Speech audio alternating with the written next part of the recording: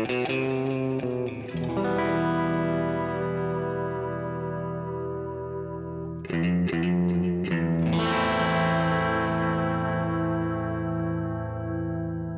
listening to Mark of the Maker.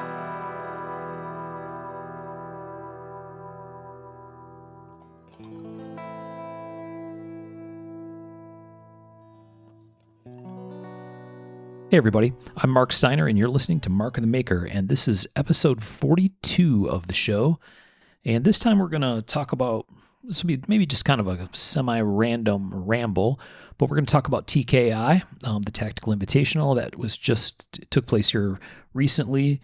That was actually, I think, in the middle of us, or maybe right before we were going to record this episode. So this one's a little bit late. I think we warned you that might happen, but we'll talk about TKI and our experience there. All four of us were there. That was a fun time. And if we get some time at the end, we may throw in a little bit of Q&A. We'll see how that goes. So let's, I think we have our usual panel here. So we have Mr. Michael Birch. Here. We have Mr. Tom Crine. Hey, ladies and gentlemen. Well, very fancy. TKI, man. See. But you know what you did? You provoked him. So now when I say in Mr. Sean Kendrick. Good day, ladies and gentlemen. Pictured a hat tipping. Hey, there was a top hat in motion. Indeed. Maybe even a monocle. A monocle. Yeah, exactly. Like fucking Mr. Peanut. There and an ivory-handled cane. I'm talking that real shit. Oh, well, fuck yeah, man. You know, I got a pretty cool ram's head cane. Do you have spats, though? I wish I did, dude. Spats are fucking fly. I kind of want a burger cane. One of those sword canes. I was just going to say, if Sean's cane is not a sword cane, it needs to be soon. All in good time. I thought you said Burger King. Oh, yeah. I like King. I want some Burger King. I thought he was off the Arby's and was on a different food rant. Exactly. I was like, what?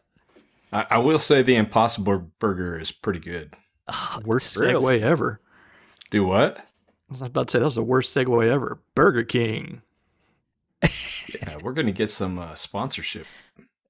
No, we're not. No one listens to this show, Tom. That's true. You got to remember. Well, we're trying. We are trying. So we're a little late. Bless Sorry. their hearts. We're trying so hard. Bless your heart. So yeah. So sorry about the little bit of delay. It's been crazy. I've had a nutball work schedule, so we're behind on all kinds of stuff. But we're trying, as Tom said. So yeah, TKI recently. What do you guys? You guys were all there. What did you guys think overall? We had a different venue this time, right? It was in Nashville. Man, I was pretty happy. I was really, really happy. One, it got moved back. You know, we didn't have that kind of weird right after Christmas crunch sort of thing. And so I had a little bit more time. Still snuck up on me, but man, Nashville was really, really cool. A lot different than I remember as a kid. Yeah. It's changed a lot in the last bunch of years for sure. I will agree with you, Michael. I did really appreciate the date change. Yeah. Maybe Valentine's weekend isn't the best weekend. I might have got a little bit of kickback on that, but overall, yeah, I was blown away. There might be some movement on that for next year. So I think that'll be something that could be looked at. See, it's such a congested time with Super Bowl and everything else. It's like, I can only imagine the scheduling nightmare. Dude, there is no good time. That's the problem. No. Yeah. See, Tom. Screw Valentine's. Never mind. No. You got to turn them lemons into lemonade, buddy. You got to bring the wife with you. A little weekend getaway to Nashville. Nice hotel. Uh-huh. It's true.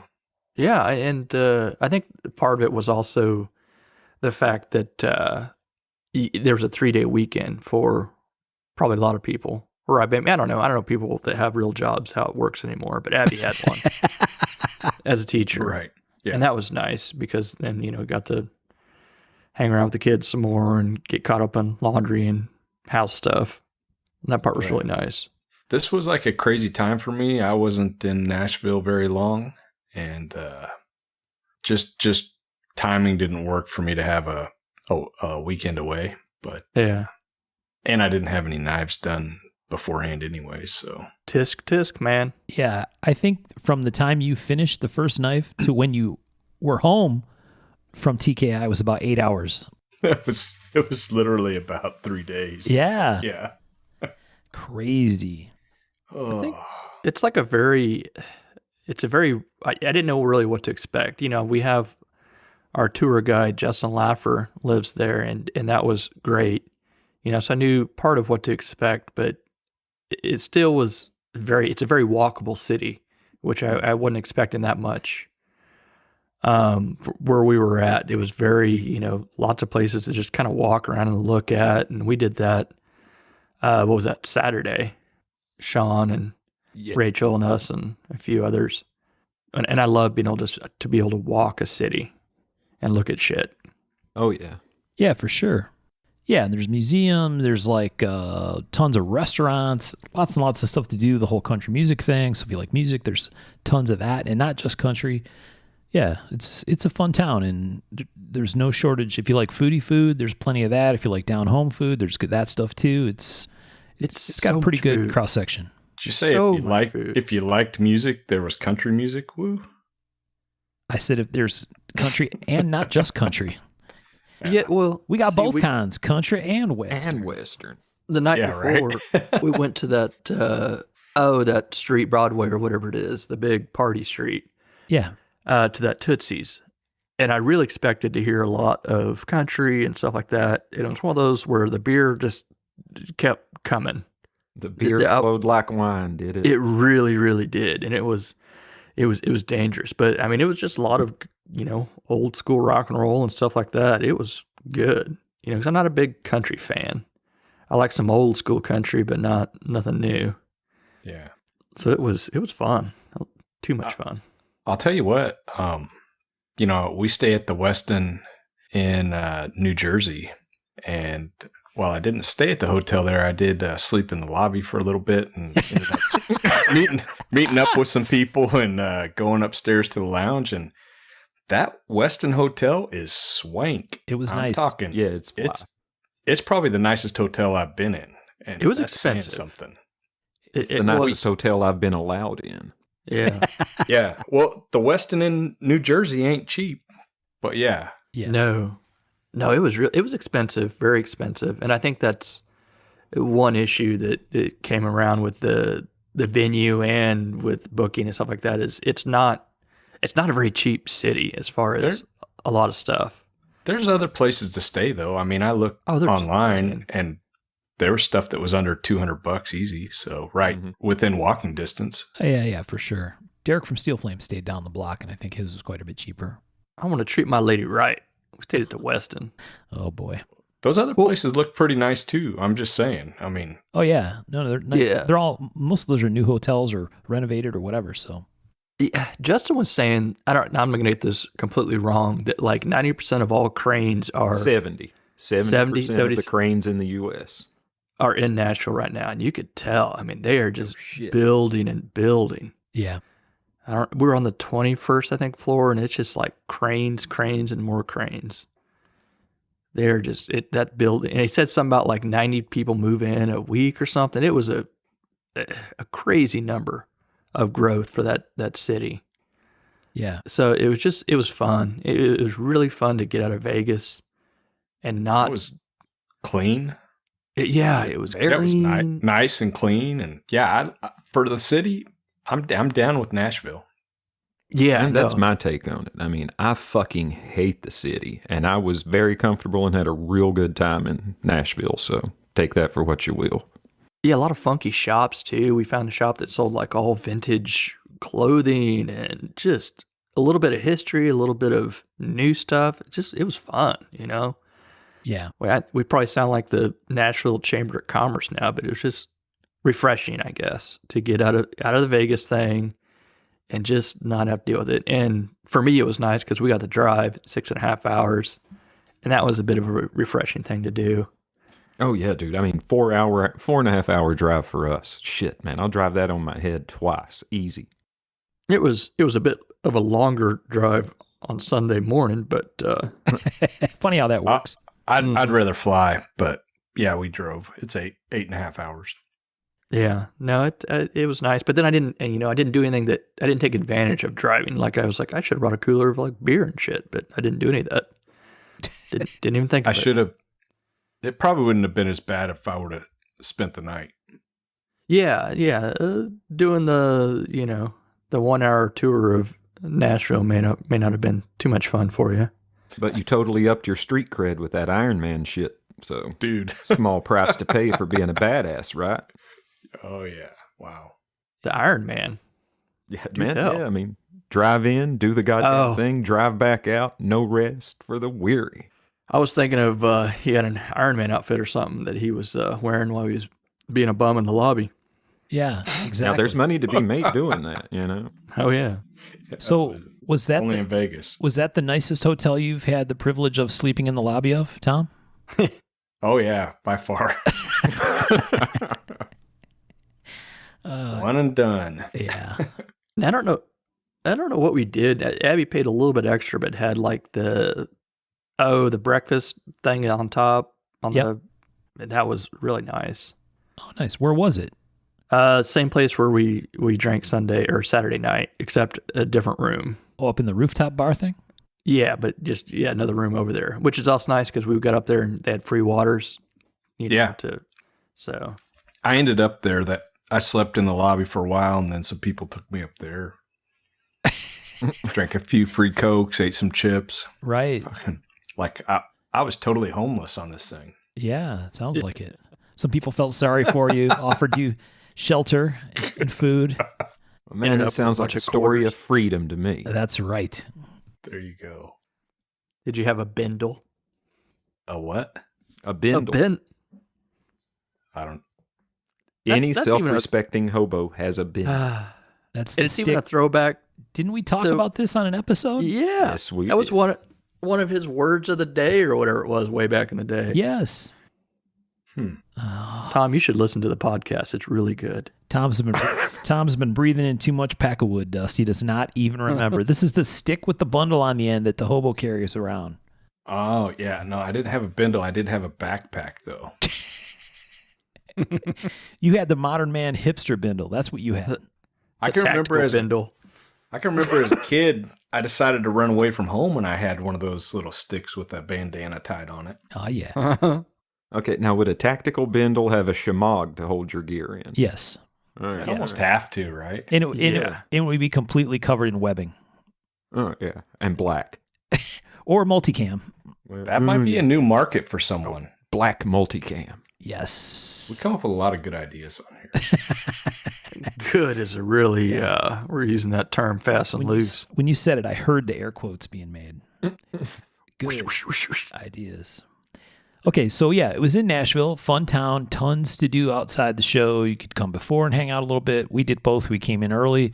Amy's parents they lived down in Spring Hill, so we came down, stayed with them, and then came up, spent the night, did the show. Next morning, we headed back down, so we were able to do some family stuff. We got to do some cool shit and go to some restaurants and see our friends. The one complaint I heard from people, there's people that don't like that it was separated from SHOT Show because they would kind of make that a bundle trip, not a bindle trip, a bundle trip.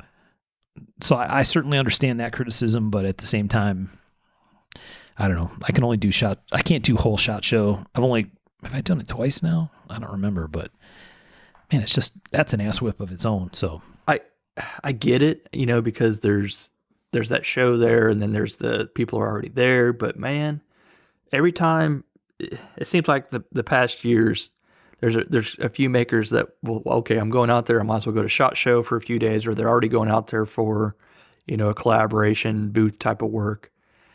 And their eyes are just glazed over by the time TKI comes around. And yeah, they're just tired. And I get it, man. Vegas will take it out of you. And it takes the fun out of it because everyone's just so tired, so beat up. And the customers too. Customers, yeah. And it whoops you. Yeah, I don't. So I think there's a sacrifice there as far as probably losing some customers by doing that. But man, at least people are they're excited to be there. They're, it's a show upon itself. It's not a tag along to other things. Well, and you know, one of the really good parts about TKI, I think anyway, is that it's a short event, right? It's one evening. That's it. So we talk all the time about encouraging people to go to knife shows, and I think we do encourage people to go to knife shows. And it's kind of fun to have a show that's an evening show, right? Like you can get up, hang out with your friends, go to lunch before, then go to the show, enjoy the show, see some awesome shit, especially at TKI, that everybody brings the heat. And then, you know, you get nice dinner. Actually, the food was fantastic, I thought, at TKI this year. Oh, yes. It was really, really good. I mean, for show food, right? It was very, very good. And then you get food, period. Yeah, and then you get to go hang out afterwards. So, in a fun town. Yeah. So. Well, the food's always good at TKI, but man, this year it was ramped up. Man, I wish I'd ate some of it. That's what everybody said. That Jack Daniels sauce, oh, man, that was good. On the brisket. Yeah. Mm-hmm. One thing I will say, it's nice. In the past, it's been nice when TKI was over because it was in January early on, because then you had that longer stretch of no shows until Blade. But I mean, there's no getting around that, I guess. You know, you can do Blade. Oh, I've done Blade. You know how many years I've been to Blade shows, son? Shit, Tom will do 50. He'll do 50 trunk shows between here and Blade. That's a fair point. I am doing one, maybe two. So that's called self-inflicted pain, my man. Those are actually pretty fun, man. You just fly in, hang out for a couple days. But they're pretty easy. Those do look legit fun, and I don't know where or what, or maybe I need to work a vacation around one or something. But man, it does look fun to just be like, okay, here's a brewery or something. If you want to come, you know, try to set it up with someone local there. And I don't know, maybe a place where people don't always have a show around. I think that'd be kind of fun.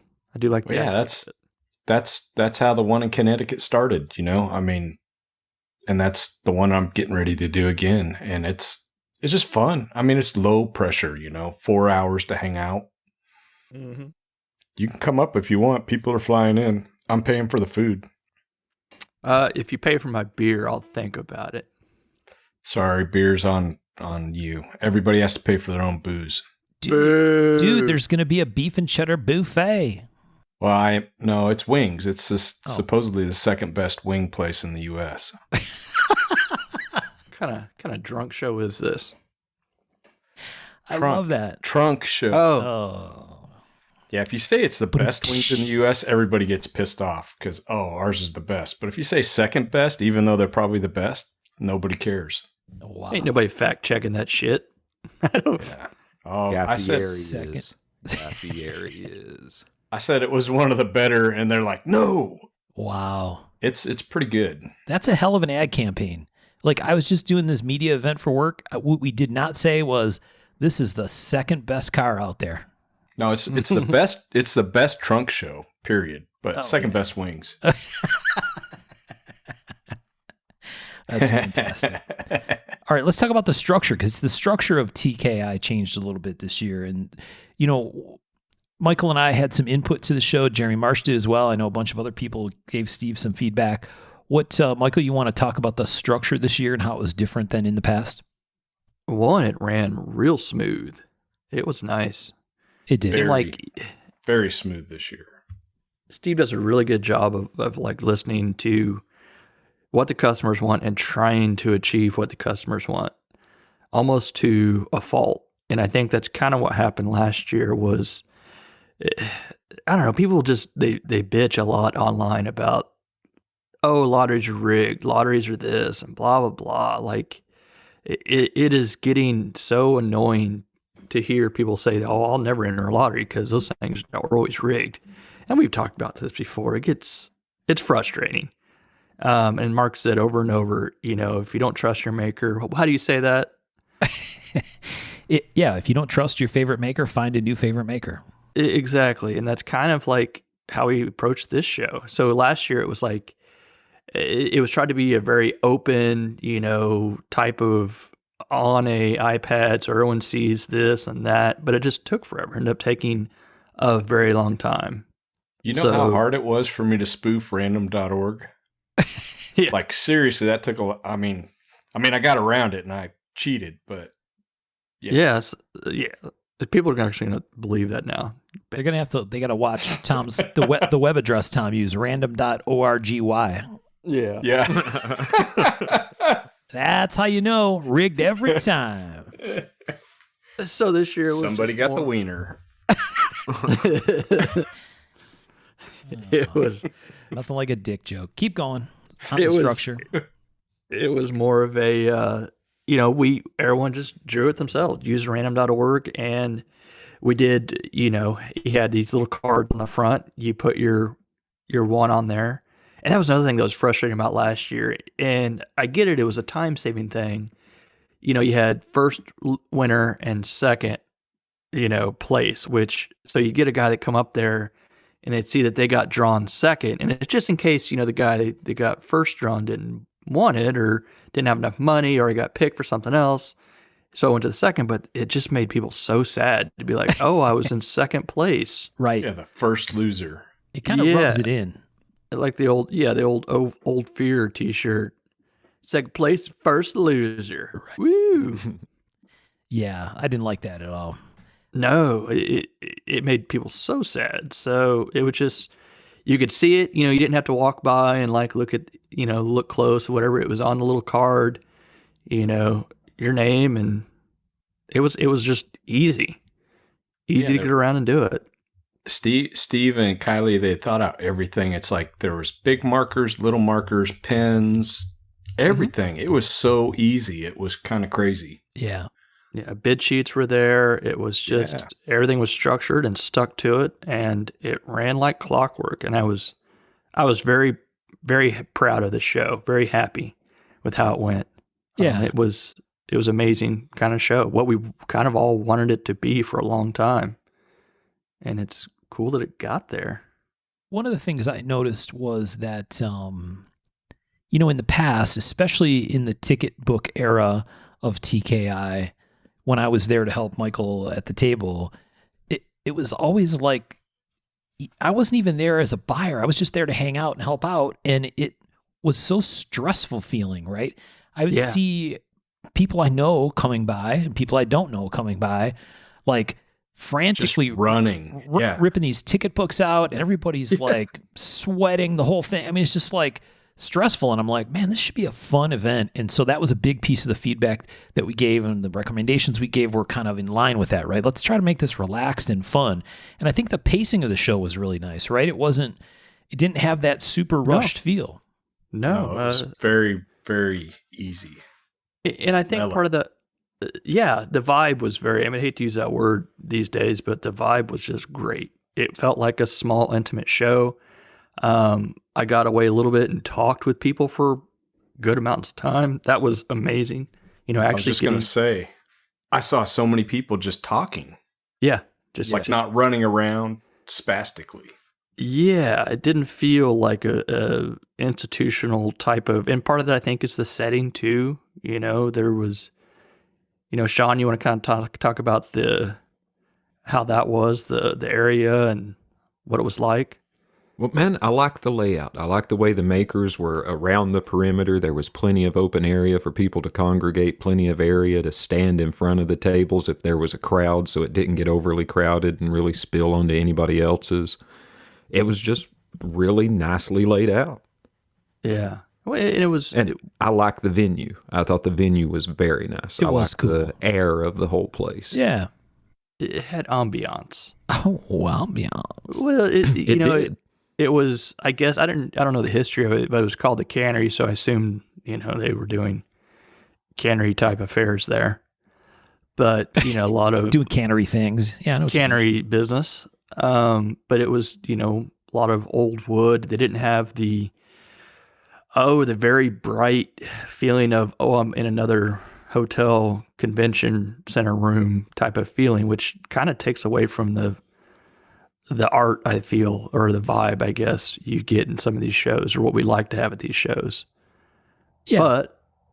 But the drawback of that was wow. some of the lighting. Yeah. Yeah. Should have thought of that one. I should have. Well, we hadn't been to the venue, to be fair, but yeah. No, but I should, I don't know. It's a tough one because you want the ambiance, but you don't want that sterile, bright light. But then it's like, well, shit, then you're not going to have as good lighting on your knives. Right. So that was really the only drawback.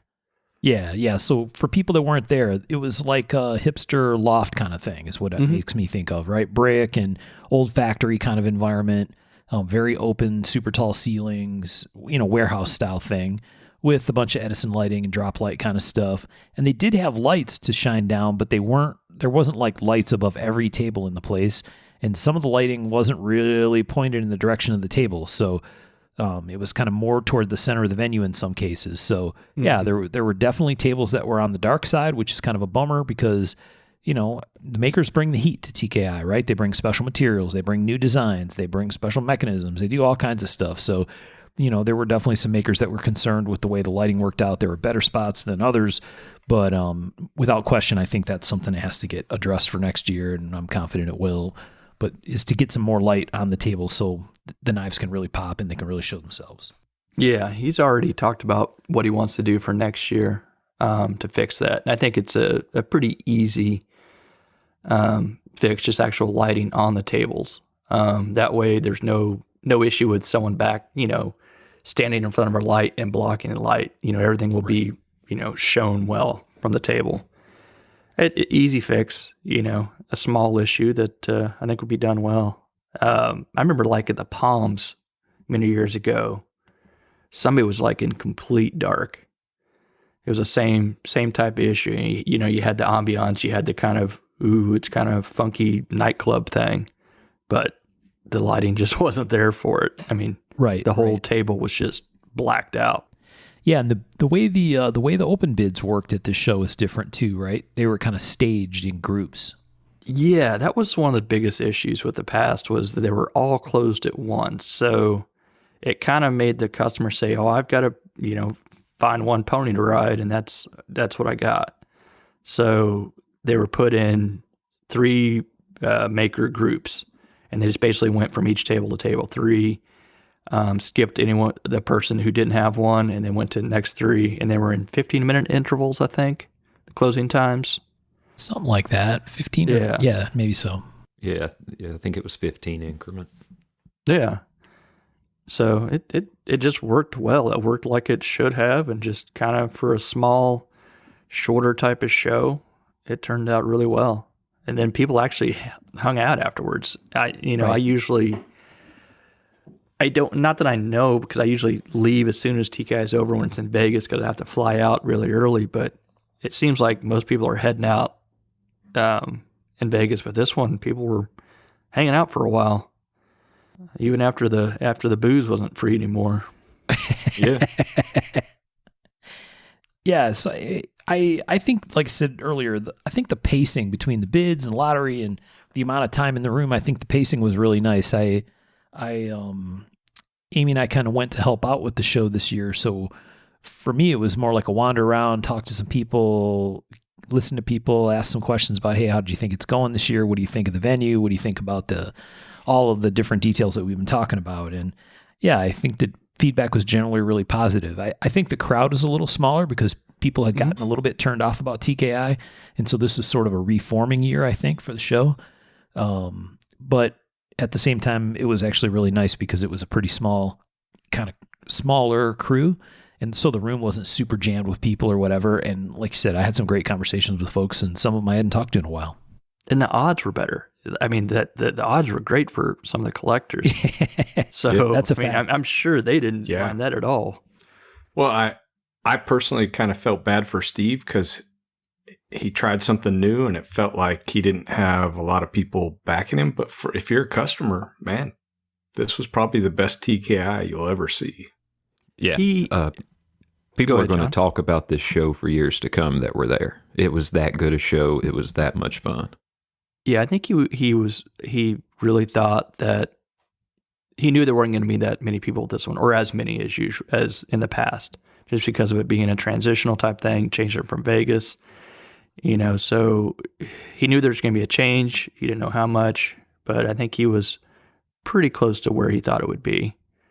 And he was fine with it. He said, just if it keeps going like this, it will be even better next year, and it will be built back up to what it needs to be. And a lot of that, like we've talked about before, is on us makers. I saw some really kick-ass knives at that show. Yeah. Sean, you were bringing some cool new materials I've never seen before. I saw some inlay work from Peter Carey and stuff. The makers brought their damn work, and that's what I was so proud of. It was You're our prize-winning piggy boy. Oh, yeah. Woohoo! And congratulations on that, man. You deserved it. Yeah. Yeah. And I truly believe that you really went out of your way and deserved every bit of the I appreciate award. I mean, dude, you brought the heat. Your stuff was gorgeous. Yeah. And you really pushed the envelope for what you can do, and it showed. Thanks, and I hope to see more of that in the coming years, because this is the venue this is the show that we need to be doing that at. Yeah, to be like, and this is the show where you can get this shit like this. This is where it should be. And if we keep doing that, man, it's gonna be the show to be at. I feel like you're talking at me. Yeah, some of us put some time in. But Oh boy, kind of Damn it. phoned it in. Busy with the trunk shows. Right. I only brought one more knife than Tom. I feel like this is kind of angled at me too. So You usually bring 3 to a show. You brought 4. yeah, I guess I am better than Tom. So you brought. I'll take it, he said. You brought some seriously cool pieces, man. And Tom, you brought cool pieces. I'm not yeah, saying dude, you you brought fucking heat. Thanks. You didn't bring everyday pieces for you. You brought truly upscale pieces for the show. Yeah, and I think that's what it should be. Well, we were talking the thing Sean's talking about, for people who aren't familiar, there was basically like a Maker's Choice Award. Is that what it was actually called? Yeah, that's it. I think so. Yeah. Yep. So it was kind of a cool thing because, the intent of the show, it's that it's a little bit of a swing for the fences kind of show, right? Everybody tries to bring really cool, special, unique stuff. That's the theme of the show. And so Michael made a bunch of very cool knives, did a bunch of new and different things for himself, and the makers voted on who they thought brought the coolest stuff. And so that was the award Michael won, was the Maker's Choice Award. So high five, my man. Good job, man. It is, I'd say, the coolest thing in knife making that I've gotten. To have your knife making peers vote on you is pretty damn hell yeah, awesome. That is cool. So I got a nice little. You should be proud of that, man. It's not only just knife makers, but I like to think that it's the best of the best. It's an invitational show. So yeah, I put it up in the living room. It's on the shelf. Heck yeah. So let's talk a little bit about that. Like you said, Michael, it's kind of cool because there was a little bit of time to get around and see some stuff, and you guys got to see some of the knives that were there as well, right? Because I know all of us had more time maybe than usual to talk to other makers and stuff. So let's talk about a couple of highlights, some cool shit that you saw. Sean, you want to talk a little bit about something you saw at the show at TKI or a conversation you had or whatever that was kind of stood out to you? Man, both are Michael Walker and the knife he brought. I had a wonderful short conversation with him, and I got to feast my eyes upon the piece he brought, and it did not disappoint. It was truly phenomenal, just a work of art. It was. And it brought good money for being a liner lock. I guess those don't usually bring as much as some of his other lock mechanisms. Supposedly it brought really good money. I'm sure. Which is pretty awesome. And just a real cool guy to talk to. I mean, I was nervous because we'd never met before, and you look up to somebody. I don't look up to too many people, but I have a high expectation for a meeting with him, and he far exceeded the coolness quotient I thought he would, and I thought he'd be a pretty cool cat. Awesome. And that's always nice, Yeah. Yeah, I wanted to talk to him, and literally every time I'd get over to that area of the room, somebody was talking to him. So I like to see that, he was getting the recognition that he deserves. I saw the same, Tom. I thought that was really cool, right? There were a lot of people making a point to stop and chat with him, and that was very cool to see. Well, man, every maker in that room who was selling a liner lock or a frame lock or any variation of that lock should have walked up to him and thanked him for feeding their ass. Right. Mm-hmm. Yep. But I mean, how many times do you get to really see a walker in person, or you know what I mean? Not just like behind glass at a show, like with the man himself, and that's worth the price of admission right there. Hell yeah. I mean, yeah. Yep, for sure. Very cool. What about you, Michael? What did you see at the show that was real cool, or something awesome that somebody brought that you liked? I like Peter Carey's inlay. He did a new little inlay with some zircotai. Yeah. I don't know. I just saw so much cool stuff. Marsh brought some kind of old school retro pieces. Right. Yeah, I thought that was very cool. There was just so much good stuff at the show. And good to see Pete. It was very good to see him. I had a nice conversation with him. I'm glad he's doing well. Very much. Yeah, I did as well. Great to see he and Olivia.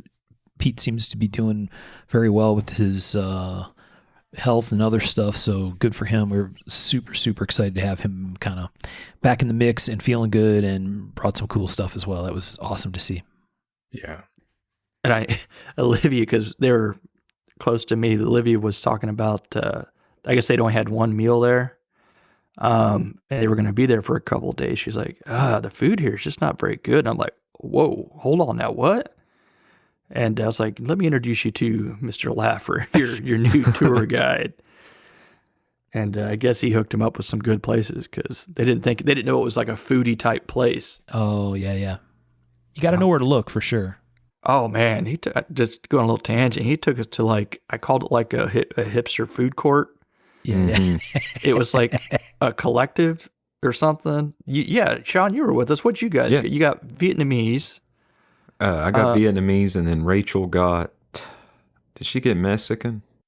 I got Mexican. I got the California burrito or whatever it was with the fries in it and stuff. And Abby and Justin had that fantastic hamburger place. It was just like all in one place, and of course they had beers, and it was fantastic. Oh yeah, well the pho and the banh mi I had were good. Oh gosh. Yeah, she had those dumplings too. Oh man, the dumplings were the fucking taste sensation. Anyway, that's awesome. Just a little aside. What about you, Tom? Did you see anything cool? Did you have any chance to walk around and see some of the stuff that was there?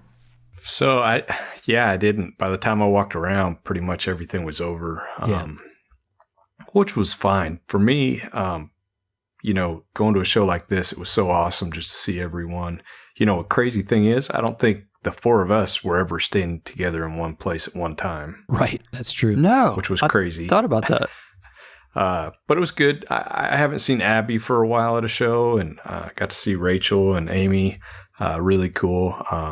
And then the other makers, just hanging out with them. Bob Terrazula and Susan, I don't get to see them very often anymore because they don't live in Albuquerque, and neither does Luke. And, Richard and Sally, always a pleasure to see. Mm-hmm. I thought Colby was going to be there, but it was good to see Amy. They're kind of having a rough time with everything. But, just for me, it was the people, seeing everyone and getting to hang out. Like I said, or like you said, it was a much more mellower show and more time for actually just some downtime and chatting, and it was really, really, really nice. Yeah. Oh yeah. I think you hit a good point there. I enjoyed seeing the makers more than I did the knives. I mean, the knives were fantastic. Man, I finally got a picture with Bob T. I don't think it's the first time I thought about doing one. It was great. Someone got a photo of Peter McGinnis and myself. It just, the stuff like that, we need those types of things. We never think about it because we're always rushed. We're always, and I got one with you and Sean, and we left Tom out because he was already heading back to Arkansas. Sorry. But, we had some great moments that I miss it, or that we don't get at some of these larger shows that get so overwhelming, I guess. Yeah, Jerry brought a bunch of awesome stuff. That was very cool to see. He had quite a haul as usual. Oh, yeah. So that stuff was really nice. I really like the slip joint thing that you and Jerry did, the collaboration thing. I thought that was very cool. Yeah. Thanks. Yeah. Those are fun. Yeah. Well, they were good-looking knives. Period. I actually did see one of those, and they were pretty awesome. Yeah. Thank you. The design is cool. Pain in the ass to grind. Yeah, I can imagine. Thin little guys. Thin little guys, and then didn't they have like a curvy nail nick or pole, kind of long pole kind of thing? Maybe one of them did. Took a bit of, they've all got a fuller in it as a nail pole that curves up, which really messes with your eyes as you're grinding it.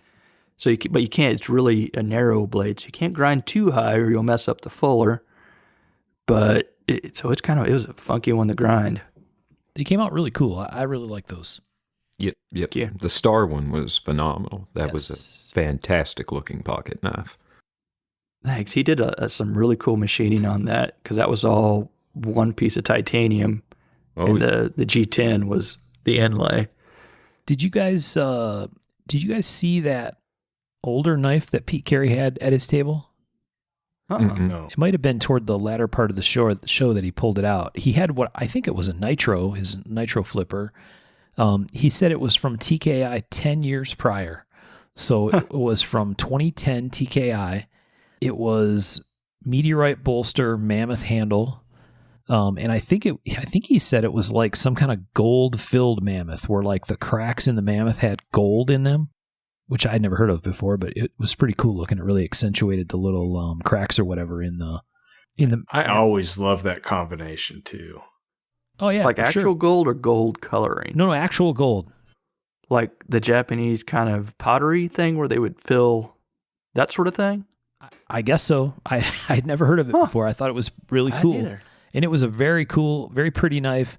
It was a tip down thing, right? Because it's 10 years old. Yeah.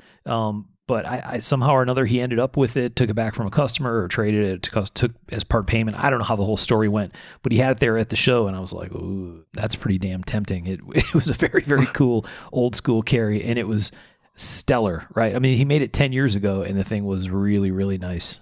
Yeah, he's been making good stuff from day one. Yes. Not, Yeah. Yep. So I think we all had a fun time.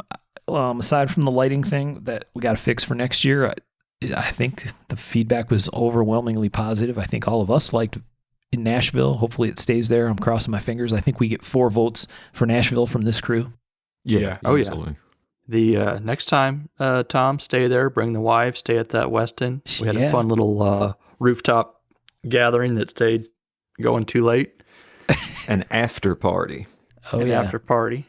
I will for sure stay next time. This was, like I said, it just didn't work out. Things were crazy this year, but looking forward to it because looks like you guys had a great time. So Yeah, it was fun. Oh, yeah. We stayed till they told us we couldn't stay no more. Mm-hmm. nice. Yeah. So, okay, after TKI, what all did you guys do? Obviously, Tom drove home before any of us probably went to bed that night. We stayed and hung out with Amy's folks for a while, spent a little time with them. That was very, very nice. And then we had flown down. So we flew back, I think, on Tuesday afterward. And then I had to turn right back around and go out on some work travel. So what have you guys been doing since you got back? Tom, what do you got going on down there? Man, we're just hustling. That's it. This week, basically last week or two, we did some fancy stuff like hammered stuff. That was actually the week before TKI, and we're getting all that back from leather this week. Did a lot of prep last week for wooden handled stuff. I think I glued up 30 some pieces with koa and ironwood and stuff. So yeah, just hustling. Actually got a few folders in the works too, so that's kind of fun. Ooh. But yeah, same old. How many sets of handles? I glued up. So my guys doesn't come in until Tuesday usually, the glue up guy, my part-time guy. And he got food poisoning or something, so he didn't make it in until today. But yeah, I glued up Sunday and Monday, I glued up 30 some fixed blades for the week. They're almost all the handles are pretty much done. They're ready for leather. Right. So, busy. Man, And we're trying to. What's that? Having a glue up guy, that's like ostentatious. It's like having like it's like someone saying, I got an au pair for our kids. Right. You know? I glue up I guy. have a butler. I'm just saying it saves me a lot of time. You have a handle butler. I got a handle guy. Yeah. Handle butler. Wow. Call him Belvedere. He listens, so yeah. Glue that up, Jeeves. I've also been playing around with the North American Arms little mini revolvers. Going to be doing some sheaths for those and stuff like that. So you came up with a design that you like, right? A layout or whatever. Yeah. So I kind of proofed it out, and then I've been carrying them. One for a backup. I carry a full size Glock too, but for a backup or for people that say they can't carry a full size gun.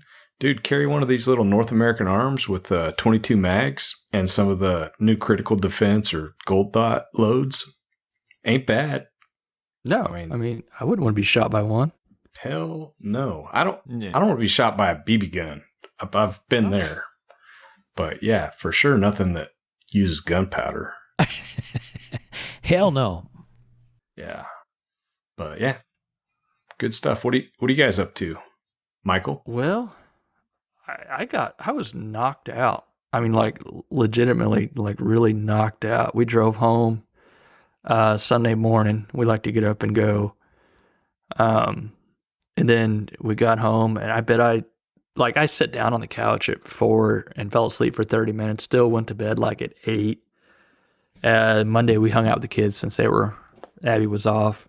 Nice. No school. Kids were off, so hung out with them. But it was just like I was dragging ass for probably 3 days.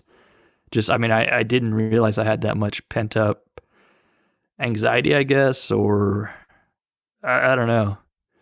I was working late hours, but it wasn't like a real holy shit. It was just a lot of work, a lot of solid design / ass kicking work that I put into it for the show, and it took it out of me. Well, man, and probably had more. Given that you were on the steering committee, I'm sure you had a little more personally invested in it. So, I mean, wouldn't that add to the anxiety going into the thing? Oh, I sure as shit wanted the show to be good. I don't know. I was excited for it and scared for it at the same time. Happy how it turned out. But yeah, it was probably a little more worried than I thought. And I've never taken the full amount of knives to TKI before. 8 for me was a lot. Right. So it was, it took it out of me. I can't lie. I have not been that first week or that last week, whatever. I was not very productive, but now I'm back in jacking around with getting some folder stuff worked out, but then really doing a good, kitchen knife palette cleanser. See what I can do with some, fixed blades. Yeah. That's what I'm talking about. Oh, yeah, get you some pack of wood. No pack of wood. Oh, hell no. Okay. I'm not judging. Damn. He is judging, just so you know. Yeah. Mm-hmm. Yeah. Mm-hmm. So I still got to send off some AEBL. Like I've had those sitting around for I just got to send them off for heat treat, but I've got some Hamones to heat treat and work on. See how they work. Yeah, you got some stuff cut out for Blade Show, right? No, I've got. I mean, these are just. I've just got stuff to work on, just fixed blades. Talking about Blade Show's coming up in only 100 days.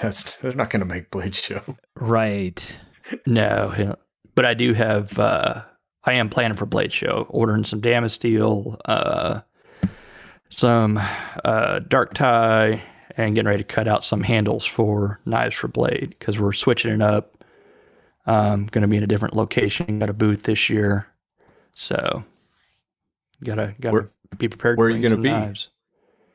The very front of the room. Oh yeah, sweet. Yeah, it's going to be Jerry and I in one, and then Marsh and Burke next to us. Wow. Yeah, It's like the old Badlands. We're trying to work on sort of a super booth type of situation. You know, we've all spread out all over the place, and I'd like to try to all of us kind of work our way back together somehow. And this is just kind of the first year of trying to make moves to do that, and we'll see where we can get next year, and hopefully get to where you guys are, or you guys get to us, and just kind of start making cool. it one area. Yeah. I think it's harder for the customers to have to be all over the show because we have a lot of the same customers, you know? Yeah. Right. Let's make it easy on them.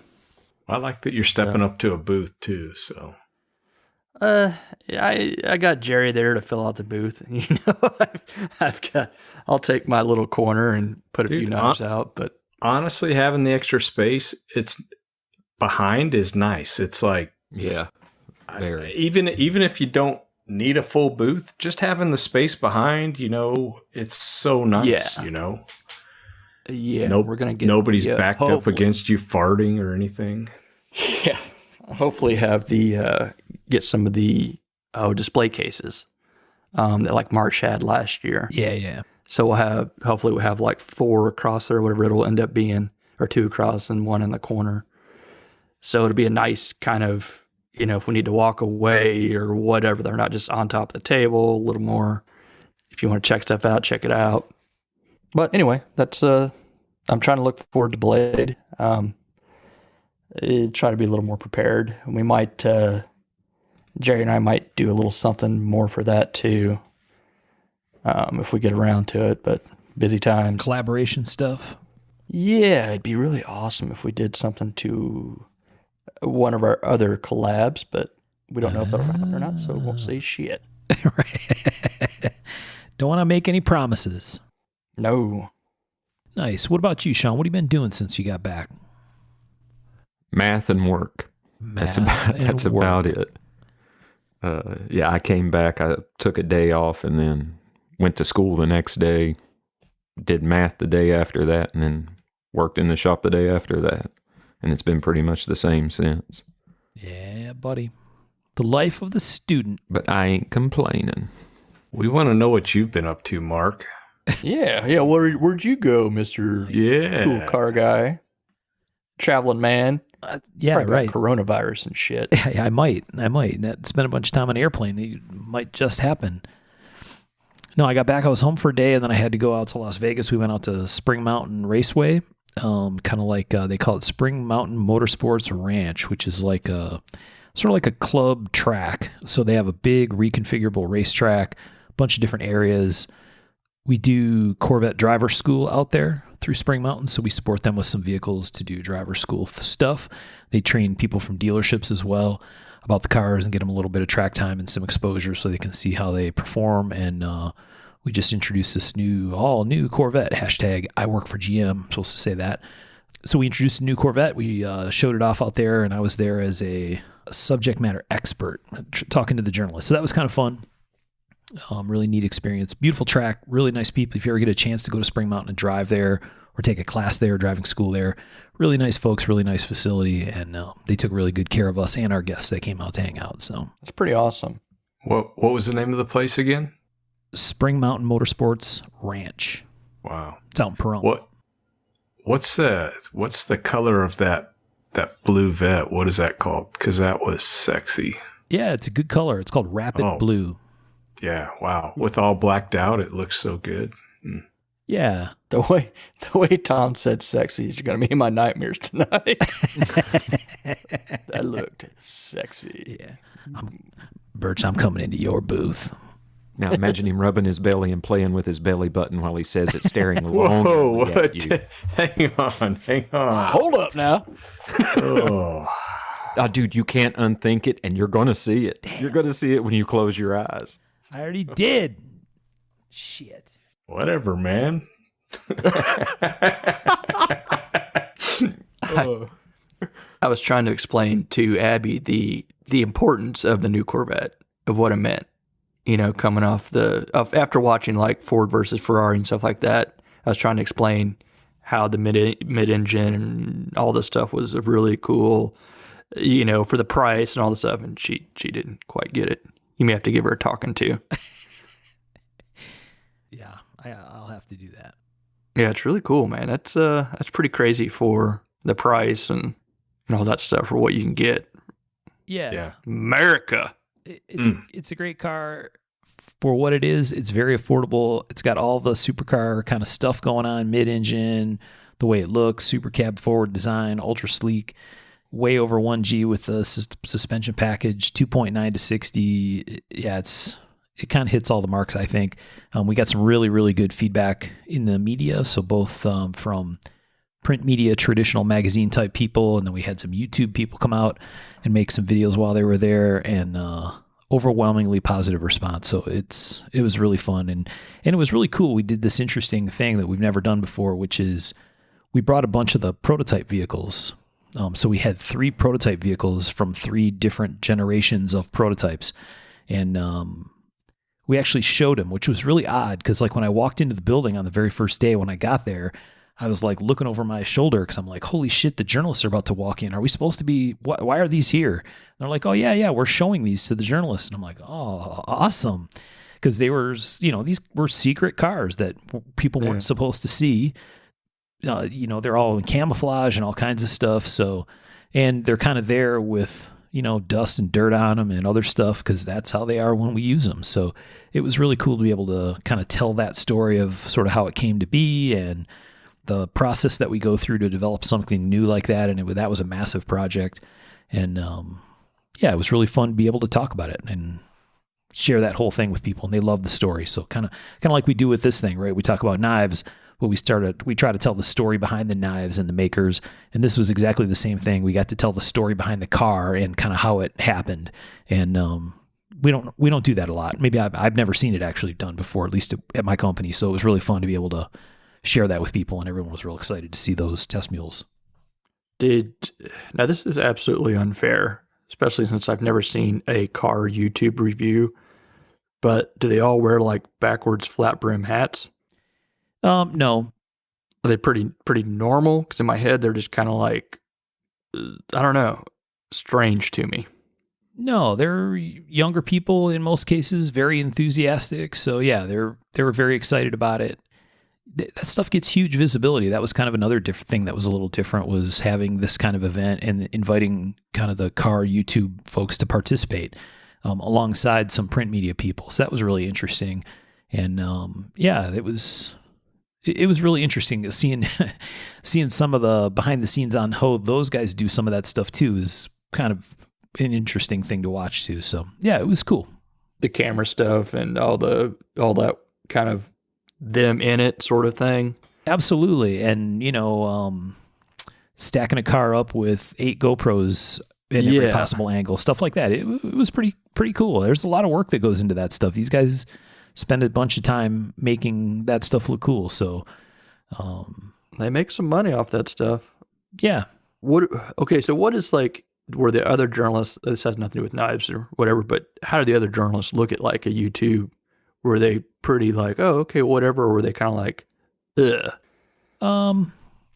I'll say there are curmudgeons in every crowd. I think there are some that kind of look at that as the YouTube scene is kind of a hokey thing, probably like I've grumbled about knife YouTube stuff in the past. Others are recognizing very clearly that it's part of the game. It's, you know what I mean? Even the car magazines, print media doesn't have nearly the reach that it once did. The distribution of print magazines today is a microscopic fraction of what it once was. So most of them have kind of needed to turn into video content creators. So there was a lot of that going on, even from the print, what I'm going to make air quotes, former print media, or, traditional print outlets for automotive stuff. So there was a lot of video and a ton of pictures shot while we were there. And they were all in the game. Nice. We'll call this portion Mark of the regular job he has. Yeah, Mark of the regular job. So it was good. Regular, big air quotes. Yeah, long trip, kind of worked over the weekend, and that whole stuff came back and hit it hard today. So a little bit tired. I bet so, man. Well, I think all in all, good show. I think we're happy. I'd like to hear what other people thought. We've heard some good. We kind of have a group going for TKI attendees and whatnot. But, if you have further information, I'd like to hear what other people think about the show. That went, I don't want to just hear this is what I think should happen. But for people that actually went and experienced it, I'd love to hear what you think. Send your feedback to Tom Crine at Tom at CrineKnives.net. Oh, one thing else I'd like to say, Richard Rodgers pieces. A lot of really cool Art Deco stuff. Yeah. I don't know why I didn't mention that earlier. Those are pretty cool pieces. Yeah, super cool. Those little super slim knives are awesome. Uh-huh. Yeah, those are really awesome. Richard always brings the heat, man. Yeah, but he had one that, I don't know if it was his open bid or not, but it was zirconium, kind of inlay and just very, very Metropolis-esque type of, Art Deco. It was so cool. Yeah, fun stuff. Oh, you know what we should talk about? I've said it every time. Hopefully, I'm crossing my fingers as I say this. I'm actually home for a little while, I think. I've been home like 3 days in the last month. So I think I'm home for a little while. So we have some challenge coins that we've had kind of ready to go for a while. So hopefully by the time you hear this episode, we're already selling them. If we're not, we're about to. I think that should be happening. So, not waiting on me either. Not anymore, pal. Monkey is off my back and on yours. For once. So yeah, challenge coins soon. So stay tuned for that. They'll be cool. Yeah, I think people really like them. They came out really, really nice in person. So yeah, they did. They look just in photo, they look good. They're solid. Okay, so check this out. I don't buy nearly as many knives as I used to. This past week, maybe the one day that I was home before I left, I bought 2 knives, both birch knives. One was a cool fixed blade, like a Persian Hamon fixed blade. Really, really cool knife. You guys will recognize it if I send you a picture of it. So I picked that up. That's awesome. It showed up here while I was gone. And I bought a little liner lock, a Damasteel liner lock. And so I got a couple birches. And then it's been a it's been a banner week. And hear this? This is wrapping around a knife that came in the mail today. So I'm doing a live unboxing. I haven't looked at it yet. This is that Tanto that Dave Brown from Vasana Blade Works made for me. Oh, and I don't know if you guys saw the kind of work in progress stuff that he posted on Instagram, but it looked pretty amazing. I wasn't sure which one was yours. Oh, yeah. How many GoPros do you have attached to you right now? I have 19 GoPros in play at the moment. Oh, yeah. This thing is absolutely off the chain. So it is. Can you hold it a little closer to the camera for me? I got it right up tight to the mic, Tom, so focus. Mm. So yeah, I'll post a link to a picture of it in the Mark the Maker Instagram, or post it online or something. But yeah, sexy. This thing's pretty baller. Black handle wrap, dark red ray skin underneath, kind of a oval blackened Zerk Manuki in the handle, in exactly the right spot. He did a nice job there. And then a kick-ass Hamon. This really sucks for a podcast. I know. I want to see the Hamon. I want to see it. Yeah. I'll send some pictures. I'll post them on the thing. Zerk, Suba, hammered copper. Yeah, this thing's really, really sounds awesome. Yeah. It is. And if you're not following Dave on Instagram, why? You should be. Yeah, what is Dave's Instagram? Vasana Blade Works. It's really long, right? His Instagram. Yeah. Vasana, VASANA _Bladeworks _Dave _Brown. Did you guys see the Voigt piece, the Javier yes. Vogt or Voigt that someone posted in our Mark and the Maker? Oh, in our Mark of the Maker Facebook group? Yeah. Holy shit. That thing's pretty amazing. The Tanto stuff reminded me of that. Yeah. Whew. Yeah, very cool. Where the guard is the release and all that stuff. Mm-hmm. So I didn't know we were doing show and tell, man. What'd you get? Get something cool? I don't have it yet, but so you guys know I have like an axe collection, right? And I'm hanging it on the walls. Yeah. My office is all going to be like axes. I ended up, a guy reached out to me and let me know that another guy had a bronze axe from like the 2000 BC for sale. Yeah. And I reached out to the guy, and basically it's from a museum that was shutting down a collection. It's all documented, signed, got a display, all this stuff. And we were talking, and he had 3 of them. Well, all 3 of those are going to be here in the shop. Wow. And they're all documented, and I don't know, dude. I was like, no way I could pass that up. I was just like, holy crap. That's pretty awesome. Like, Yeah. yeah, it's legitimately museum quality stuff. I'll send you guys some pictures, and as soon as I get them, we'll get some pictures. But yeah, I was just like, that's like stuff that doesn't ever show up, right? Yeah, there's shit that, like, stuff like that, if it gets offered to you, you almost have to buy it. It's like that mammoth bone. It's Yeah. like, hey, you want to buy this? I'm like, well, no one else has ever offered me a mammoth bone, so yeah, I have to buy it. You know? What mammoth bone do you have? It is what is it? It's part of the leg or something. You got like a big femur or something? It's not big. It's only about 1.5 feet long. That's still I'm quite sure where it's from. Oh, it's awesome. But it's like, well, I mean, yeah, I have to. Yeah, right. Are you sure it's not from a cow? I hope it's not. It'd be expensive cow bone. Okay, I'm just You saying. sound like my wife, Mark. How do you know it's a dinosaur bone? Right. How do you know it's a meteorite? I don't think it is. It's just a rock you got ripped off. Yeah. How do you know it's from 2000 BC? Maybe it's from 0 BC, Tom. Yeah. That's it right there, man. That's shoot. She's just looking out for you, dude. I know. Yeah. She's a doubter. Okay, if you guys squint really hard through the microphone or the headphones, you can see this. This dude made this the sheath thing out of some killer super quilty maple, and he stained it black, so it's got this like black wash thing. Super 3-dimensional quilted maple. So Nice. baller. This thing's fucking gorgeous. That's awesome, High dude. five, Dave. Well done. Well done. We're so happy for you, Mark. So happy that we can't see it. Yeah. Hell yeah. You'll dig it. So we want to hit a question or two and then call Yeah, it a man. podcast. Yeah, let's hit you some questions. All right. This is a really good one. This is we've had a couple of Q&A episodes.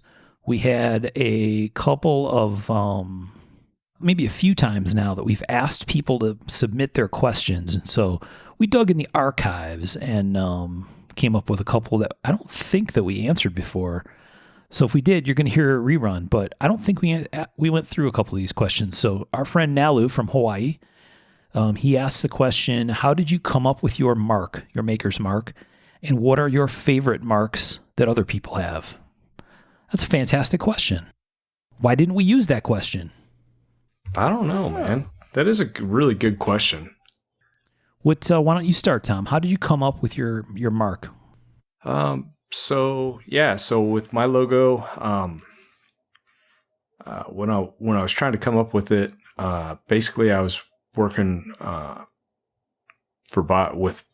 I think I was actually working for A.G. Russell at this point, and Paul Bosch worked there, and he gave me some input, and he said that it should always have your name because he was working for A.G. Russell at the time, and actually identifying some knives was really hard because there wouldn't be a name. He also recommended the date part just because it would be easy to date your pieces and historically find them. And something like the bulldog head, if you have something like that, like the sunfish or the crow shooting star or something like that, it pulled, interest. And so for me, I love the idea of form follows function early on, and I still do. And to me, the American Pit Bull Terrier is all about form follows function. There's actually no breed standard. It's all about ability. And so I love the dog breed, and I just kind of incorporated it. And that's, used his advice and my love for the breed and came up with my logo. Very cool, man. Nice. This makes me think we did have this conversation before, because I think you told part of that story. Was that maybe in your intro episode way back at the beginning of Mark of the Maker? Yeah, maybe so. It's highly possible we may have done the whole question before. Who knows? What, Tom, if you had to, what are a couple of your favorite marks by makers? I know one of them. So I actually like Michael Birch's. He's a douche. I think Bob Terrazula's logo is really good. Yeah, Bob's is awesome. The Crow Shooting Star is a cool logo, and then the Sunfish, Don Hansen Sunfish. So I can't believe you didn't say the Skagel Chris Dagger. Yeah, I like the Chris, and it goes along with Randall too. Who doesn't like the Naked Lady? And there's so many really good iconic logos. Tom's using them all up. I was about to say, how about you save some for the rest of us there? Oh boy, Make it easy for you Tom. guys. All right, Birch, how did you come up with your maker's mark? The dragon. I don't know how deep I want to go into that. What is it, secret? There's a legend, Tom, a legend. Or are you like a Dungeons and Dragons dude? I don't know if I've ever told anybody this before. Uh-oh, here you go. Spill it! Mark of the Maker exclusive. Okay. So when I was in college or whatever, I would doodle and stuff like that. I'd experiment at times. Well, yeah, I just doodled a lot. So I drew up this kind of dragon-esque. I mean, some people call it a catfish. Some people call it dragon or a snake or whatever. So I drew it up, and then I got it tattooed on my back. And I've got actually two of them, two heads that go into one body. Nobody knows if it's a dragon or a catfish. Well, Two-head catfish. Some people have actually said, "Hey, is that a catfish?" I'm like, "No, it's not a catfish." I don't know where the catfish comes from. It pays to get the good art. Yeah. So it's two bodies facing, two of those of my logo facing different directions into one body. That's on my back. Not a tramp stamp. It's up on the top. Oh, sure it's not. Just wanted to clarify that. The tramp stamp's something else. Yeah, and it always kind of signified a little bit of loss to me, a little bit of can't find any direction sort of situation. Oh, look at that. And the reason I don't tell anybody that's because it's ultra cheesy. It's like, oh, my tattoo's got meaning. That kind of crap. So when it came time to do a logo, I had started out doing just an M Birch. Then once I started getting into the heavy knife making, I kind of found, I was like, well, this is what I am going to do. So I incorporated that into the logo. And there's my cheesy logo story. Nice. That's cool, man. And I think, I thought tattoos were supposed to have meaning. No? I mean, I just hate hearing people talk about their meanings. I don't have any ink, and part of it is I can't think of anything that would have meaning or that I want to put on. So it's like, I think it's cool. Yeah, I got a lot of '90s ink. Those weren't the best years for tattoos. Oh boy. Nice travel, douche. Yeah. Snapshot in time, man. You had to be there. Right. Oh yeah. Now that's a good story. I didn't know that you drew it. I think I actually heard part of that story before, but I didn't realize you drew it. Yeah. Awesome. And for some that I like. Oh yeah. I like one that's obviously some that Tom mentioned too. Tom stole from all of us. Yeah, the Bob T, of course, is a great one. I like Lambert's because sometimes he'll go, he's got the spider, and then it sometimes will go over like the bevel. So it's almost like the spider's kind of crawling onto a different plane. I like that. Bob Lum's a good one. Yeah, man. Yeah. No, don't leave any for Sean. Use them up. Okay, and let's Keep see. going, baby. No, just a couple more that I like quite a bit. I always thought the Almar was kind of neat. Yeah, definitely. What about you, Sean? You had a little evolution, didn't you, along the way, from a mark perspective? It started out wordier. It was Kendrick Handmade Knives USA in the center, everything kind of going circular inside the little horned circle thing there. And eventually I was just like, man, it's a pain in the ass marking those small words, and most people can't read them anyway, so we just did a more stylized K. It's much more recognizable, much easier on the eyes, and that's what I'm going to keep it as for the time being. Yeah. Nice. Yeah, and full credit to my friend Chuck Anderson. He's the guy who's always done my logo work, and I've known Chuck since I was in kindergarten. Best friend, and That's cool. yeah, he really took care of me on that. Awesome. It's a great Pretty mark. awesome. I don't know anybody from kindergarten still. No? Mm-mm. I don't know anybody from grade school hardly. 6th grade on. That's about it. Mm-mm. What, Sean, what are some of your favorite marks from other makers? And I like the way Jeremy Horton logos his blades. Yep. And I don't know, you guys used all the ones I would have probably used, and now I'm just drawing a fucking blank like a chode. Damn it. Man, shit, let me think. There's got to be one or two. I like Greg Lightfoot's. I like the shark motif he uses. Yes. Oh, good one. I almost said that just because I wondered if you would have said it. I like sharks. I just wanted to use it up. Right. I didn't understand the game we were playing. Sorry.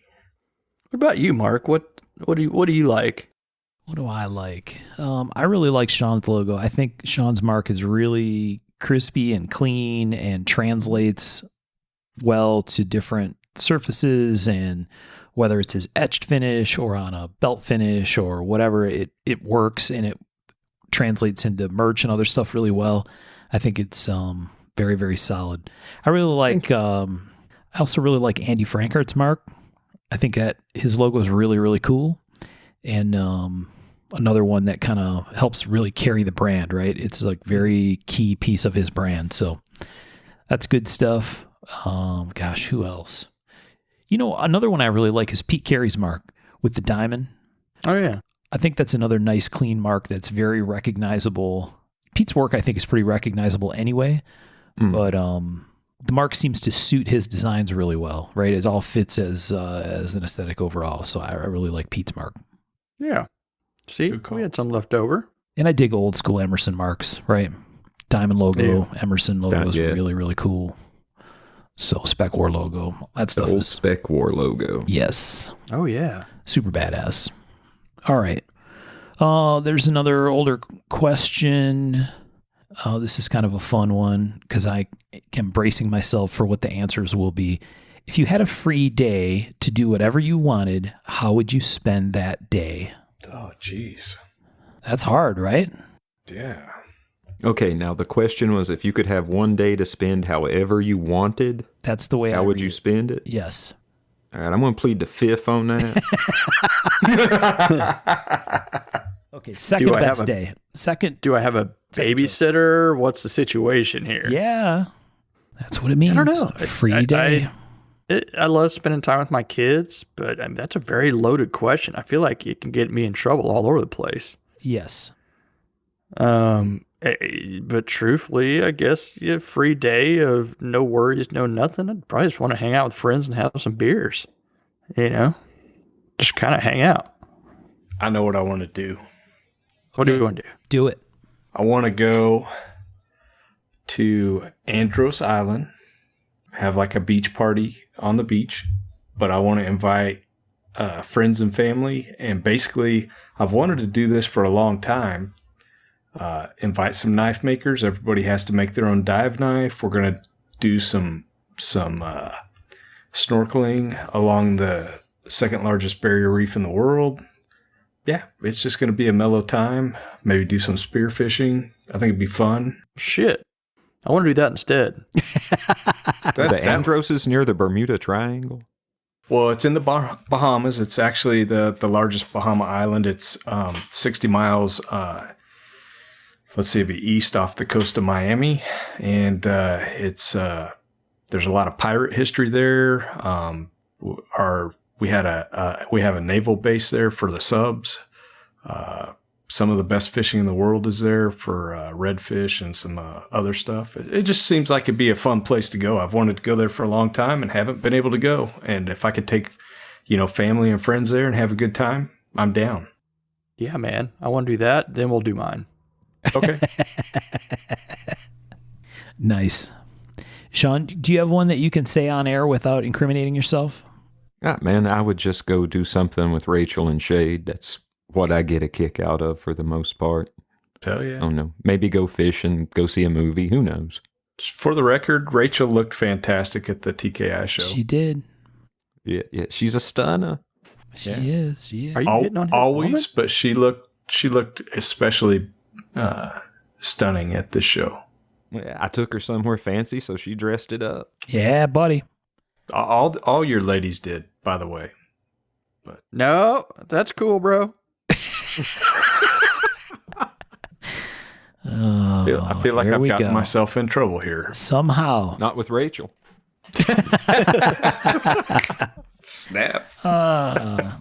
Rachel come back. Some homeless man was looking at me all weird. Right. Like, Weird motherfucker was sleeping in the lobby of the hotel. then he just ran to his car and took off. Oh, crazy. All right. What else do we have? What about you, Mark? What would you do? What would I do? Yeah. A free day to do whatever you wanted.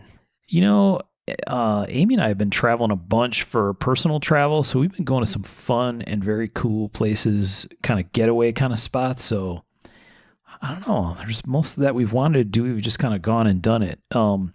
You know what I think would be really cool? Something I've always wanted to do is go to a Moto Grand Prix race, motorcycle Grand Prix. And so probably That'd be like Isle of Man. Isle of Man isn't a MotoGP, but that would be a really fun one to go to because people are crazy and do crazy things through narrow city streets. Yeah. Moto Grand Prix is more like on big tracks. So going to one in Spain or in Italy would be really cool because there's some famous racers from both of those countries and the home crowds go bonkers for those guys. Oh, yeah. That would be a really fun thing because it's like a Europe thing, right? So probably go spend the day at Moto Grand Prix just because it means you'd have to get somewhere awesome anyway and you get a little extra bang for the buck out of the deal. But I always wanted to do that. Or the Tour de France. I'd love to go see a stage of the Tour de France. That'd be really cool. That would be cool. Yeah. Amy, when she hears this, is going to say, damn it, Mark, we're supposed to go warm places that are nice where there's a beach and cocktails. Yeah. She's probably going. She's going to go with us to She could come hang out with us. Yeah, right. Yeah. She's going to the island and go spearfishing. Well, I mean, you can hang out on the beach too. Yeah. No, that would totally be what she would do. She actually likes snorkeling a lot, so she might be down for some spearfishing. Tom's just basically the end of any Fast and Furious movie. Right, exactly. Yeah. The last 2 or 3 minutes of the movie. Boom, that's it. Okay, another one that's kind of cool. This is an older question from our old list is, do you remember the first knife you sold? And those always have some kind of story around them. So, Birch, why don't you start this one? What was the first knife you actually sold and got paid for? I remember you talking about being amazed that someone would actually pay you for a knife, but why don't you talk about that and how long you'd been making or how many knives you'd made before you actually sold one? I don't remember how many I'd made before that because I bought the house when I had a real job and had a garage, and I was doing a lot of file stuff, like filing on, the bevels and stuff. Even had a little pack of wood and all this stuff. We've talked about that in some previous episodes. So I was doing that for a while, and then I started getting into the Hamones and stuff like that, and had a. Have I talked about how I had a little forge built into a sandbox? Sandbox forge? Yeah. Yeah. Yep. Yeah. So I had that, and then I finally got the nerve up to be like, okay, I'm going to put something up for sale, and it was on Blade Forums. And I remember it was $60. It had a little black handle. Just kind of like a 3 or 4 inch blade, little fixed blade. And I was so damn nervous. And then, it's one of those where the old forum days, you'd put something up and you'd check it like every 5 seconds. You kind of walk away, go do something and kind of go like, let's see if anybody looked at it. Because you could see if someone was online, see if someone's in your thread to see, oh, maybe they're looking at it and shit. So it was exciting and scary at the same time. And then someone bought it, and I was amazed. Someone wanted to spend $60. I was just like, holy shit. That just meant I could buy more materials and make another one. It was crazy. This is Blade Forums, did you say, or USN, or where? Blade Forums. Yeah. This was a long time ago. Nice. Do you remember who bought it? What the guy's name was? I don't. I need to look that up because I think some of that stuff's archived. Yeah. But I bet it's like an old photo, whatever, that I won't be able to find a picture of. Oh, yeah. Those photo bucket links are all busted now. Mm-hmm. Dude, all my stuff on USN that was supposed to get archived, I think it just got deep sixed. Probably. What so what kind of knife, what shape was it? Did it have a handle, or was it like a wrapped thing, or what? No, it had a handle on it. It was and I think I had a little leather sheath. I don't remember if I had a little leather sheath or not. Had something, but I don't quite remember what it was. But it was probably really crappy, but I thought it was really good, excited at the time. Not like, like, oh, this is super awesome, but it was like, it's good enough. I would buy this. It took a lot of trial and error and making a lot of even shittier knives before I even sold that first one, though. It was Right. a bit. I never take someone else's money lightly. And that $60 was a lot to me. It meant so much. Yeah. So whoever that man is, if I can track you down, I appreciate that. That's awesome. Very cool. What about you, Sean? What was the first one you ever sold to somebody? Man, I don't remember which one it was. I'd been making for probably 2 years close to it before I was comfortable taking any amount of money for one. It was probably to somebody at the other job I worked. That's what I'm guessing. Coworker kind of thing. Yeah. Do you remember anything about the knife or any of the details or anything? Man, it would have been a 1095 fixed blade because that's all I was using at the time. Yeah. That's all I was working on. Probably been chisel ground, and most likely would have had black G10. I was really fond of that. Yeah. Yep, still am. I was too. I love the G10 because I had that Grizzly grinder that went 500 miles per hour, surface feet per minute. And it wouldn't burn. It would burn the G10. So I was like, hell yeah, G10. Yeah, actually, that's one of the reasons I loved it in carbon fiber both, is because I didn't Yes. have to worry about scorching the shit out of it. And now you're using like maple rich light. Yeah. Right. Opposite But extreme. now I right? understand finesse. Yeah. Now we And I have a variable speed grinder. Yes, that's the truth right there. Awesome. What about you, Tom? Yeah, fourth knife I made, cousin asked me to buy it, and he still has it. And it was kind of fun. David Boy, I just pulled down my step-by-step knife making book, the one that's all underlined and highlighted and stuff. And if you open it up to chapter 1, right there's my inspiration. He had a little 3-finger utility, and I'm not saying I traced it, but yeah. It's a little different, but yeah, I mean, I was just starting out. That's kind of how we all start out. We kind of find something we like and we try to copy it. And, if I was still making that knife, it might be an issue, but, and it was different enough. That's what all tracers say. I get it. It wasn't the same. So, but it was, that is 100% where I got my inspiration. Little 3-finger knife. It had a brass guard that I soldered on and, some rag, vintage Westinghouse rag micarta, and I think I sold it for $60 too, which is kind of crazy. Yeah, good times.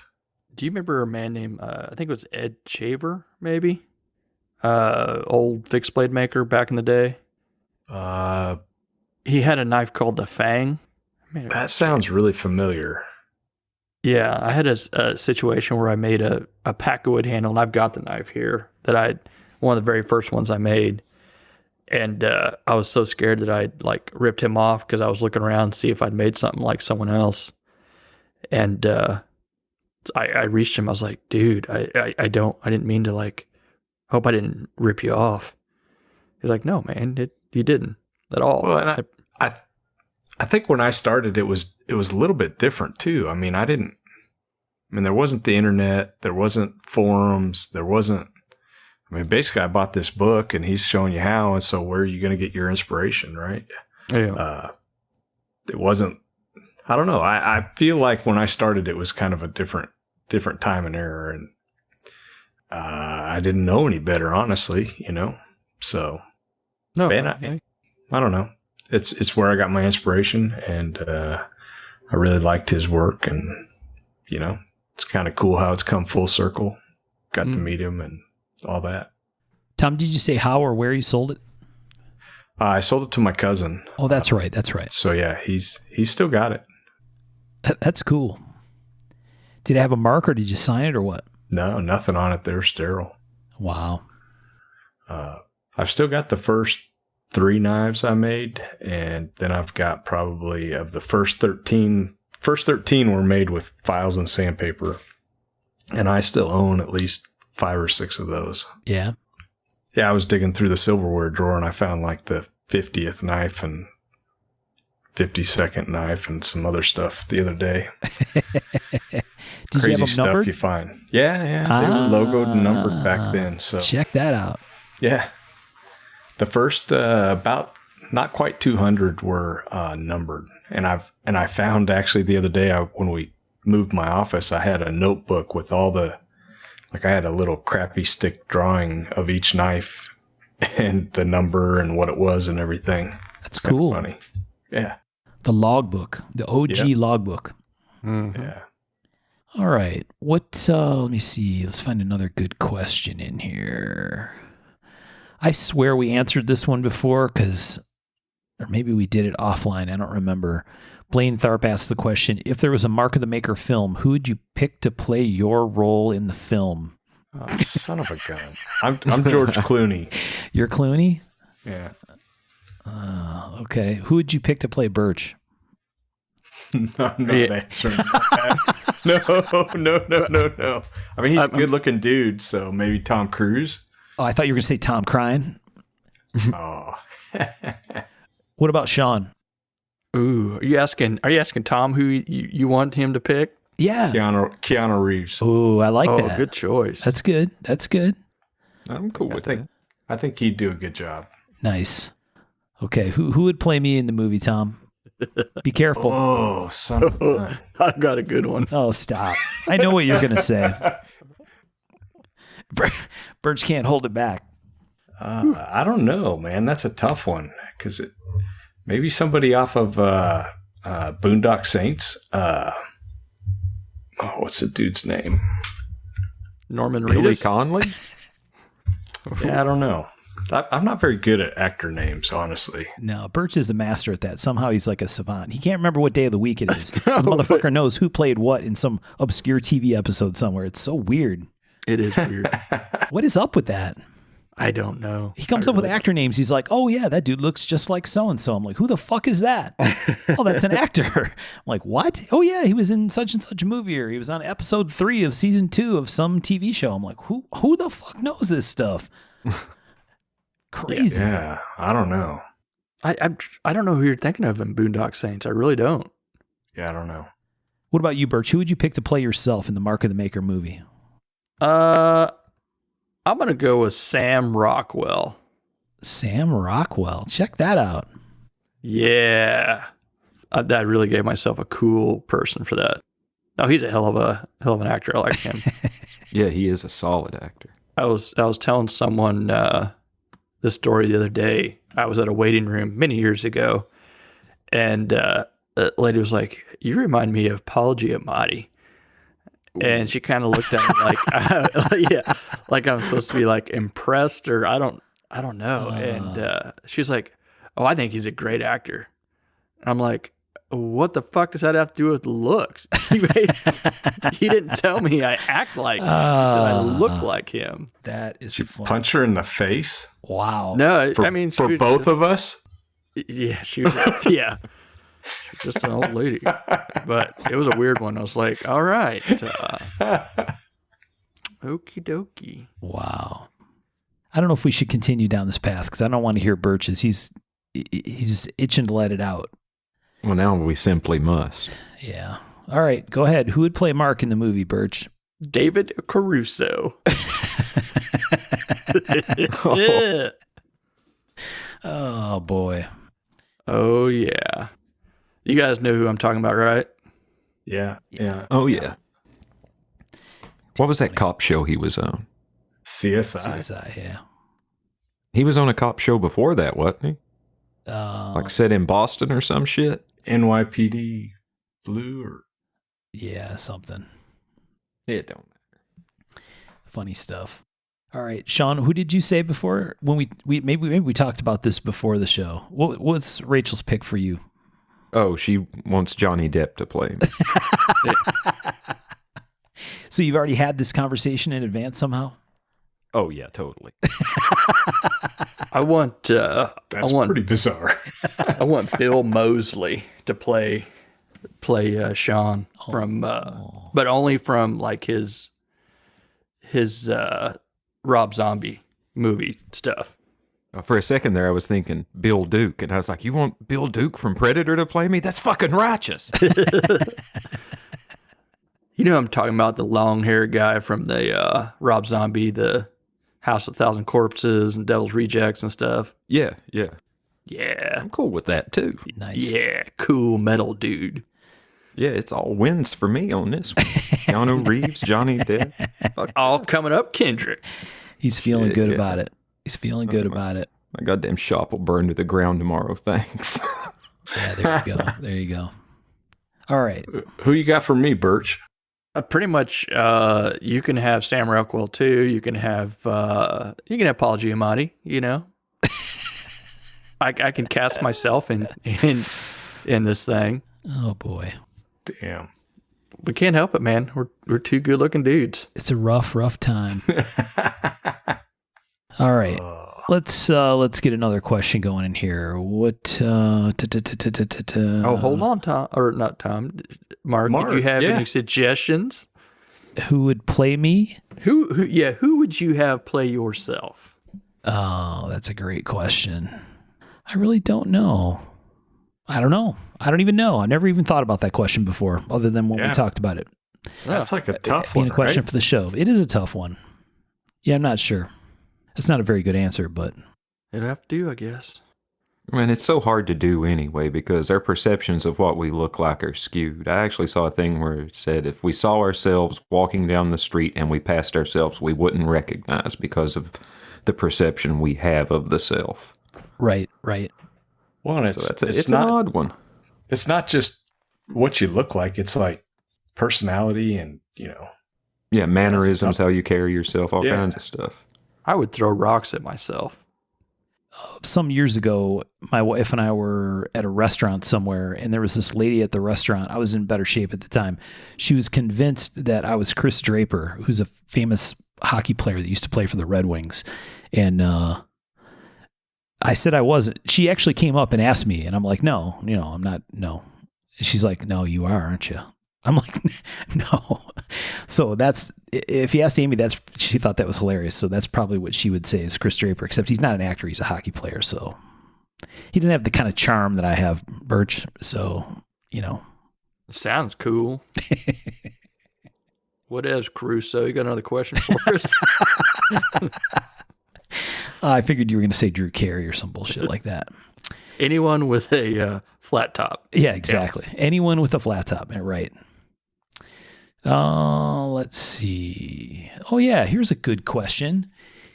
Whatever happened with word of the day? That is a good question. As happens with many things with me, it just went by the wayside because I'm lazy. Let's be completely clear about why. Apparently, people didn't pay attention anyways with the whole backpack for hobos thing. Bindle. You might be surprised the number of people who probably remember Bindle. Maybe not Tom, but some other people might. 3 of us did, anyway. Because it was a new word for me. I still couldn't remember it. Yeah, I know. I think my memory's maxed out. I think I need a bigger card. Yeah, there you go. That 2 megabyte card is just not cutting it. You need a little reformat up there. Yeah. Little defrag.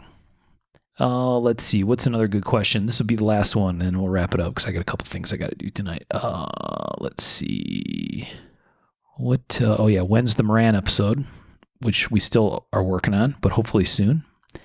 We kind of talked about this a little bit, but who inspired your hairstyle? No, I'm not asking that question. That's funny. Genetics. When considering a new type of steel, how do you choose, test, or learn to heat treat it properly? And then what do you do to test and perfect it for your own use? That's a pretty good question.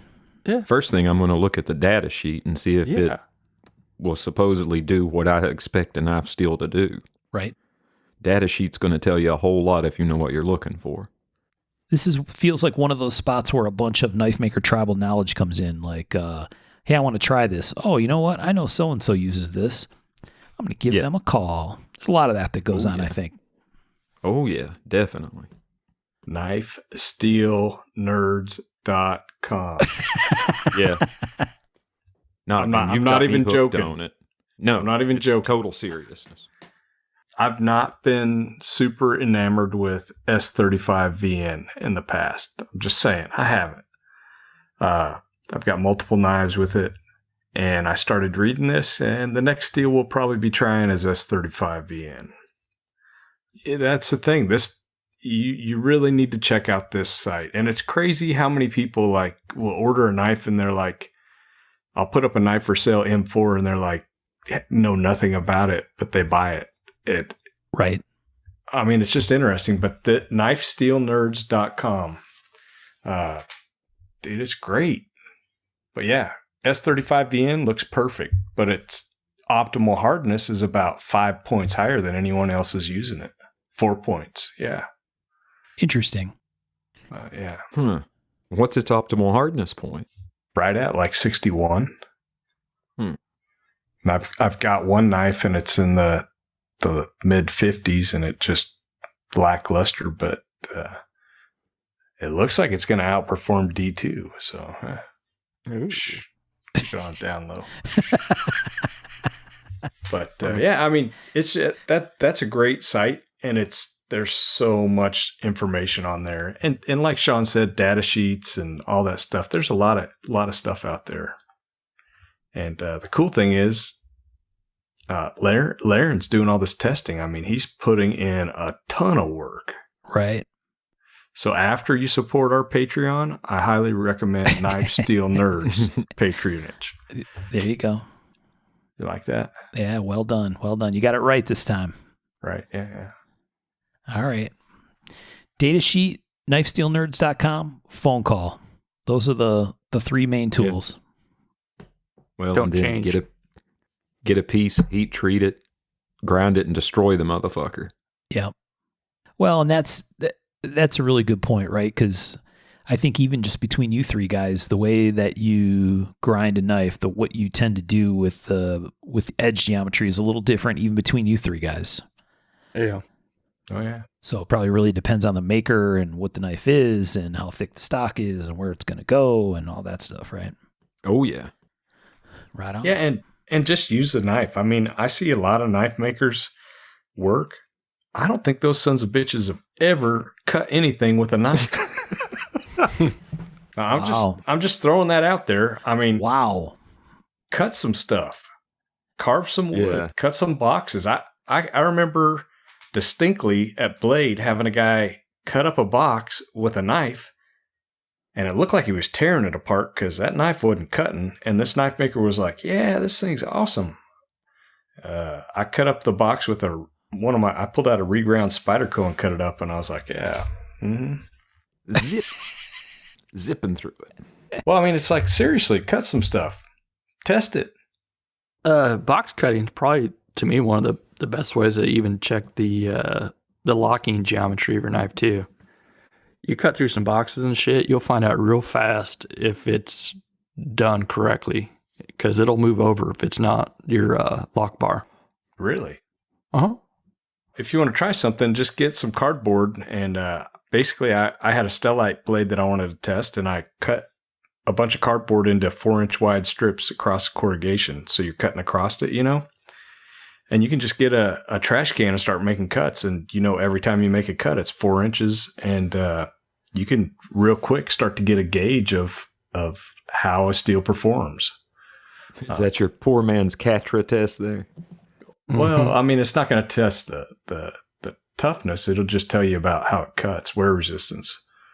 But yeah, dude, that stellite, it lost its like shaving ability pretty quick, but I quit before it did. I think I made 1,200 and some cuts, and I was just like, I'm done. Right. Use your stuff. Try it out. Test it. Especially if you're a maker, understand sharpening angles and all that kind of stuff. All right. This is turning into Get Off My Lawn Part 2. Uh-huh. Which I'm sorry I missed out on that episode. After I listened to the edit copy, I was like, damn, I wish I could have made that one. Well, I mean, the question was, how do you know if a steel's, Right. basically. Yeah. Go use How it. do you tell? You cut with it. Sorry, I didn't mean to rant very much. Allegedly. Okay. Well, I think we're pretty close to the end. We hit some good questions, some old ones and some newer ones, and got a couple things done in there. So, like we said, we're gonna have some of these challenge coins soon, allegedly.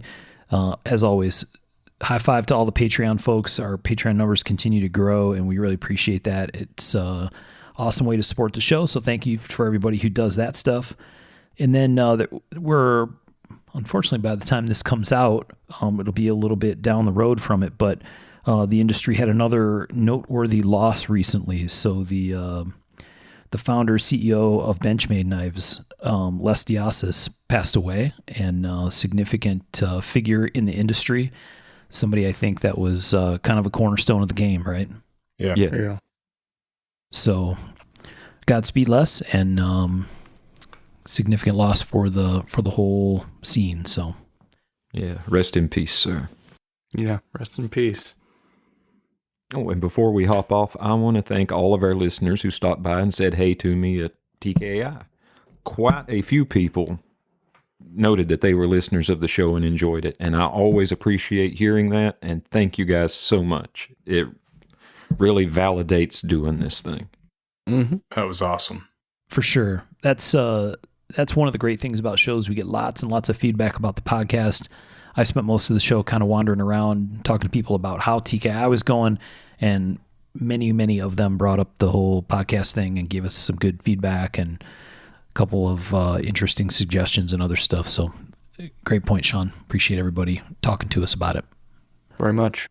All right. Well, I think that's it. That's episode 42, kind of a little rambly thing, a couple different things, TKI, a little Q&A. Hopefully you guys enjoyed it, and we'll talk to you next time. Thanks, everyone. Take care, folks. See y'all.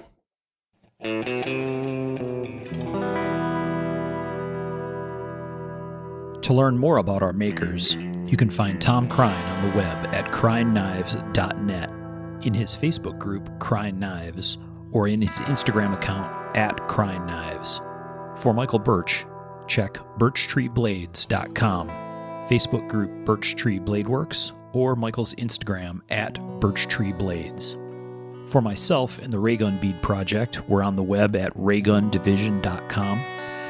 We have a Facebook group called Raygun Division, or my personal Instagram, at msteiner. For those interested in photos, references from the show, or some discussion about the show itself, you can find us on the web at markofthemaker.com, in a Facebook group called Mark of the Maker, or on our Instagram, at Mark of the Maker.